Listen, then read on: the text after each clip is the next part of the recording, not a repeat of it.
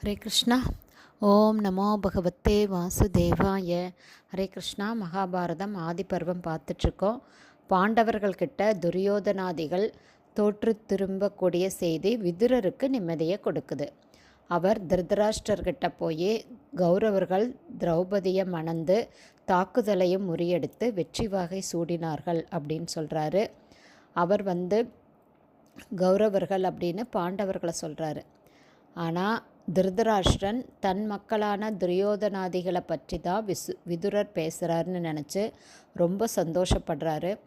அந்த சமயம் துரியோதனன் கவலையோடு வந்து சேர அவன்கிட்ட திரௌபதியை கூட்டிகிட்டு வர சொல்கிறார் திருதராஷ்டிரன்.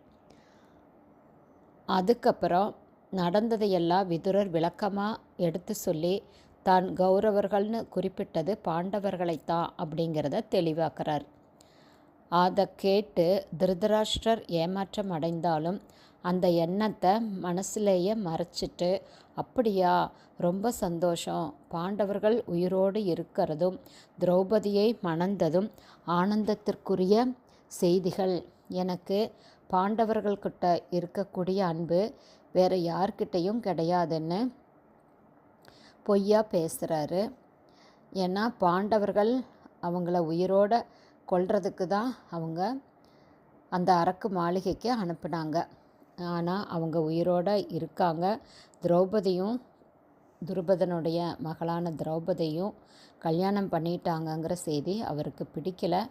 ஆனாலும் பொய்யா பேசுகிறார் இந்த மாதிரி. அதுக்கப்புறம் விதுரர் போனதுக்கப்புறம் துரியோதனனுக்கு ரொம்ப கோபம் வந்து கடுமையாக பேசுகிறார்.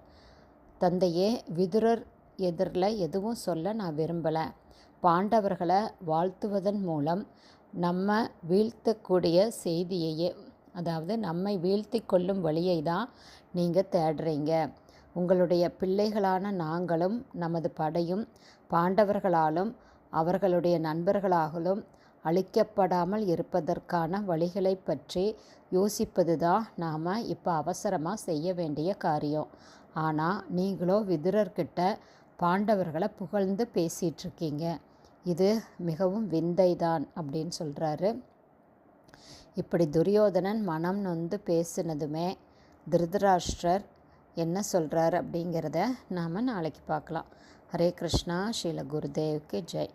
ஸ்ரீல பிரபுபாதுக்கு ஜெய். ஹரி போல்.